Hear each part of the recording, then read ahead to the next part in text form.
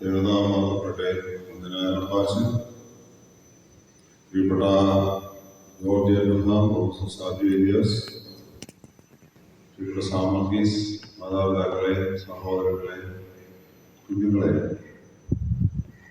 എല്ലാവർക്കും ദേവതാത്തിൽ സ്നേഹം ചൊല്ലുന്നു. സാമർഗീസ് വളരെ ഭംഗിയായി നമ്മുടെ ഈ പദ്ധതിയെക്കുറിച്ച് നിങ്ങളോട് പറഞ്ഞു കഴിഞ്ഞു. അപ്പോൾ ഞാൻ വെറുതെ ആവർത്തിച്ച സമയങ്ങളായിട്ട് ആഗ്രഹിക്കുന്നില്ല. ഒരു കാര്യമേ പറയാനുള്ളൂ. നിങ്ങളിരിക്കുന്ന സ്ഥലം ഒരു പുണ്യ സ്ഥലമാണ്. ഇവിടെ രണ്ട് പിതാക്കന്മാരും ഒരു തികഞ്ഞ സന്യാസി അവരെ പരിചരിച്ച ഒരു മനുഷ്യൻ ഉറങ്ങുന്നുണ്ട്. കബറിടങ്ങൾ നിങ്ങൾക്ക് കാണാവുന്നതാണ്. രണ്ട് കബറിടങ്ങൾ ഇവിടെയുണ്ട്, ഒരു കബറിടം ഇവിടെയുണ്ട്. ഒരു കബറിടം ഗാർഡനിൽ പാമ്പാടത്തിൻ്റെ കബറിനോട് വലിയ ദൂരെ അല്ലാതെ ഉണ്ട്. പഴയ സഭയുടെയും നമ്മുടെ മെത്രാസനത്തിന്റെയും പഴയകാല വിശുദ്ധിയെ ഓർമ്മപ്പെടുത്തുന്ന 4 രൂപങ്ങളാണ് ഇവിടെ ഉള്ളത്. തീർച്ചയായും ബിജുവിൻ ഒരാളുണ്ട്, ജാലിയാവണിയിലാണ്, അഭ്യന്ത്യ ദിവാലിസ്ലിൽ. ഞാനത് നിങ്ങളോട് പറയുന്നതെന്ന് ചോദിച്ചു കഴിഞ്ഞാൽ, നമ്മൾ ഇപ്പോൾ ഇവിടെ എന്തെങ്കിലും ചെയ്യുന്നത് പുതിയ ആശയങ്ങളോ പ്രവർത്തനങ്ങളോ അല്ല. നമ്മുടെ മെത്രാസനം നിരൂപിതമായ സമയം മുതൽ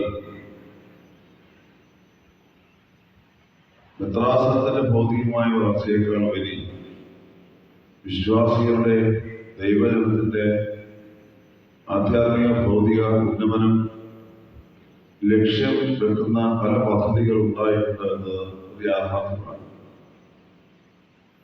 ഞാൻ 2016 കോട്ടയം മെത്രാസനത്തിലേക്ക് വന്നത്. കോട്ടയം മെത്രാസന സഹായമൊക്കെ ഞങ്ങൾ വന്ന വർഷം മുതൽ എല്ലാ വർഷവും ഒരു പ്രാവശ്യം ഇതുപോലെ ഒരു സ്കോളർഷിപ്പ് വിതരണം ഉണ്ട്. അത് നമ്മുടെ പ്രിയപ്പെട്ട ജോർജ് എബ്രഹാം കൺവീനറായിരിക്കുന്ന, ചെയർമാനായിരിക്കുന്ന ഐക്യ ചാരിറ്റിയുടെ ഭാഗമായി നടത്തുന്ന പരിപാടിയാണ്. ഇവിടെ ഉണ്ടായ അദ്ദേഹം മാത്രമേ കാണപ്പെടുന്നുള്ളൂവെങ്കിലും അനേകം ആളുകൾ സഭയെയും ദൈവത്തെയും പിതാക്കന്മാരെയും സ്നേഹിക്കുന്ന ആളുകൾ പലയിടങ്ങളിൽ ഇരുന്നുകൊണ്ട് സഹായിക്കുന്ന, അത് അവരെയാൽ കാണരുത് എന്നുള്ള ആഗ്രഹത്തോടുകൂടി തന്നെ ചെയ്യുന്ന ഒരു പദ്ധതിയാണ് ഈ ഐക്യൻ ചാരിറ്റിയിലൂടെ അനേക കുഞ്ഞുങ്ങളുടെ പഠനകാര്യങ്ങൾ കൃത്യമായി ക്രമപ്പെടുത്തുവാനായിട്ട് അവർ ശ്രമിച്ചുകൊണ്ടേയിരിക്കുന്നു. കഴിഞ്ഞ 10 വർഷങ്ങളിൽ പലയിടങ്ങളിൽ വെച്ച് സ്കോളർഷിപ്പ് വിതരണമുണ്ട്. അതിൽ ഒരിടമാണ് പാമ്പാടിച്ചാറ. പാമ്പാടിച്ചാറയിൽ വെച്ച് നടത്തുന്ന വിതരണത്തിലാണ് പലകിന് ഞാൻ പങ്കെടുക്കുന്നത്. ദേവലോക അറബയിലും ഇടുക്കിയിലും ഒക്കെ അയച്ച് നടത്തുന്നുണ്ട്. രക്ഷിതാവാതിരിക്കുകയും അവിടേക്കുള്ള പിതാക്കന്മാരും ഒക്കെ പങ്കുചേരുന്നു. അതുപോലെ തന്നെയാണ് നമ്മുടെ മെത്രാസനത്തിന്റെ സന്ദർശന പ്രസ്ഥാനം. ഇപ്പം സാമ്പത്തികമായി രൂപ അവർക്കുണ്ട്. എങ്കിലും കഴിഞ്ഞ 2 വർഷങ്ങൾ മുമ്പ് വരെ എല്ലാ വർഷവും കുറച്ചു കുട്ടികളെ പഠന സഹായം നടത്തുന്നതിന് വേണ്ടി സെലക്ട് ചെയ്യുക, അവർക്ക് വേണ്ടതായ സഹായം ചെയ്തു കൊടുക്കുന്നതിന് പദ്ധതി വളരെ ഭംഗിയായിട്ട് ഉണ്ടായത്. അത് സാധാരണ ചെയ്തു കൊടുക്കുന്നത് അവർ പകുതിയും മെത്രാസനം പകുതിയുമായിരുന്നു. മെത്രാസന കൗൺസിലിന്റെ സഹായത്തോടുകൂടി മെത്രാസന വേതനത്തിൽ നിന്ന് മെത്രാസനത്തിന്റെ കളക്ഷനിൽ നിന്ന് ഫണ്ടെടുത്ത് കൊടുക്കുന്ന ഒരു രീതി ഉണ്ടായിരുന്നില്ല. 2 വർഷമായിട്ട് 3 വർഷമായിട്ട് നടക്കുന്നില്ല. അതിന്റെ കാരണം സന്ദർഭ പ്രസ്ഥാനത്തിന് സാമ്പത്തികമായ ബുദ്ധിമുട്ടുകൾ ഒരുപാട് തീരുന്നു എന്നതുകൊണ്ടാണ്. അങ്ങനെ ഇതുവരെയും വളരെ ഭംഗിയായി നമ്മുടെ ഈ സ്കോളർഷിപ്പ് പദ്ധതി മെത്രാസനത്തിനുണ്ട്. അത് നമ്മുടെ മെത്രാസനത്തിലെ തുടക്കക്കാരനായ കടവിൽ പൗലോസ് സിനിമയിൽ മുതൽ ഇന്ന് വരെയുള്ള പിതാക്കന്മാരുടെ പ്രത്യേകമായ നായകത്വവും നിർദ്ദേശവും ഉപദേശവും ഗൈഡൻസും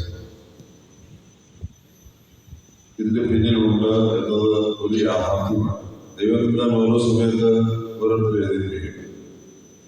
നമ്മുടെ മത്തായി റബ്ബാച്ചനെ ഞാൻ ഇങ്ങനെയുള്ള കാര്യങ്ങൾക്ക് വേണ്ടി ഓർമ്മയെ ചുമതലപ്പെടുത്തുന്ന രീതിയാണ് എനിക്കുള്ളത്. കാരണം റബ്ബാച്ചനെ അത് അറിയാം ഇതിനെ കൈകാര്യം ചെയ്യുന്നത്. ഇവിടെ വന്നിരുന്നപ്പോഴും ഒരു കുടുംബം തന്നെ കണ്ട കഥ ഞാൻ റബ്ബാച്ചനോട് പറഞ്ഞു. എന്തെങ്കിലും ഒന്ന് ചെയ്ത് കൊടുക്കണമെന്ന് റബ്ബാച്ചനോട് പറഞ്ഞു. റബ്ബാച്ചനോട് പോസിറ്റീവായിട്ട് പ്രതികരിച്ചു നോക്കാം എന്ന്. കാരണം കുടുംബം ഒരു ജഡ്ജി നേരിടുന്ന കഥയിൽ മകന്റെ പഠനം നിലയ്ക്കുന്ന സാഹചര്യത്തിലേക്ക് എത്തിയ കഥയൊക്കെയാണ് എന്നോടൊന്ന് പറഞ്ഞത്. അപ്പൊ അതിന് എന്തെങ്കിലും ചെയ്യേണ്ടത് ആവശ്യമാണ് എന്ന് ഞാൻ റബ്ബാച്ചനോട് പറയുകയുണ്ടായി. അപ്പൊ ഈ മീറ്റിംഗിൽ സംഭവിച്ച കാര്യമാണ് ഞാൻ പറഞ്ഞു. നമ്മളിരിക്കുന്ന മീറ്റിംഗിൽ നമ്മുടെ സാമൂഹ്യം പ്രസംഗിച്ചുകൊണ്ടിരുന്നപ്പോൾ റബ്ബാച്ചനോട് ഞാൻ പറഞ്ഞതാണ്, നിങ്ങൾ ഇത്രയും പേര് ഇവിടെ കൂടിയിട്ടുണ്ട്. ഇത് നിങ്ങളെ ഇവിടെ ഇരിക്കുന്ന കുഞ്ഞുങ്ങൾ നമ്മുടെ സന്താനങ്ങളാണ്. പരിശുദ്ധ ബാബാടി തിരുമേനി, രണ്ടീവാരി തിരുമേനിമാരും അതുപോലെ തന്നെ നമ്മുടെ ഭൂമികരൊക്കെ പ്രാർത്ഥിച്ച് അതിന്റെ ഫലമായിട്ടുണ്ടായ കുഞ്ഞുങ്ങളാണ് നിങ്ങളെന്നാണ് ഞങ്ങളുടെ ഉറച്ച വിശ്വാസം. അതുകൊണ്ട് തന്നെ നിങ്ങൾ ഭംഗിയായി വളരണമെന്നുള്ളത് നിങ്ങളുടെ മാതാപിതാക്കളെക്കാൾ കൂടുതൽ ബലഹീനരായി ഞങ്ങൾ ആഗ്രഹിക്കുന്നുണ്ട് എന്നത് ഒരു പ്രധാനപ്പെട്ട വിഷയമാണ്. 150 വർഷമായപ്പോൾ 25 പദ്ധതികൾ ആവിഷ്കരിച്ചപ്പോൾ അതിൽ പണച്ചെലവുണ്ടാകുന്ന 3 കാര്യങ്ങളാണ്. ഒന്ന് പാർപ്പിട പദ്ധതി, 2 വിദ്യാഭ്യാസ സഹായ പദ്ധതി, 3 വിവാഹ സഹായ പദ്ധതി. തീർച്ചയായും മറ്റ് ചികിത്സാ സഹായ പദ്ധതി അതുപോലുള്ള മറ്റു പല പദ്ധതികളും ഭദ്രാസനത്തിൽ ഉണ്ട് എന്നത് വേറൊരു കാര്യം. അത് ചെറുത്ത ജോലിയുടെ ഭാഗമായിട്ട് മാത്രമല്ല, അല്ലാതെ കൃത്യമായി നമ്മുടെ ജില്ലയിൽ നടത്തിക്കൊണ്ടിരിക്കുകയാണ്. ഇതെല്ലാം തരുന്നത് ദൈവമാണ്.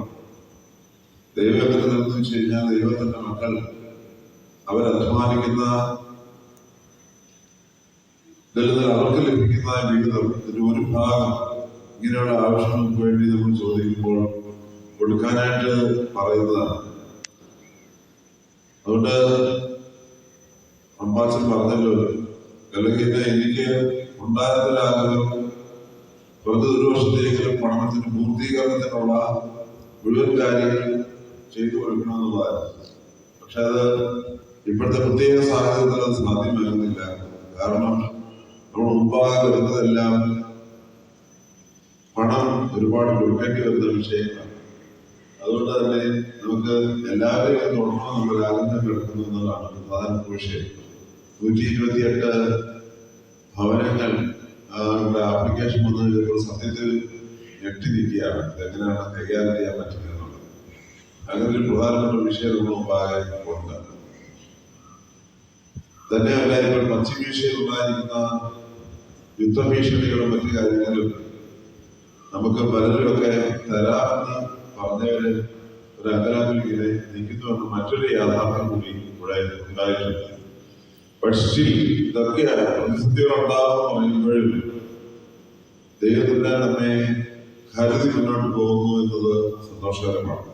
ഇവിടെ ആഗ്രഹിച്ചതുപോലെ സാധനമായിരിക്കും നിങ്ങളുടെ കയ്യിലേക്ക് നൽകുന്നതായ ഈ സ്കോളർഷിപ്പ് അത് ഒരു അനുഗ്രഹമായി മാത്രം നിങ്ങൾ സ്വീകരിക്കണമെന്ന് മാത്രമാണ് അല്ലെങ്കിൽ എനിക്ക് പറയാനുള്ളത്. അത് ദൈവാനുഗ്രഹമാണ്.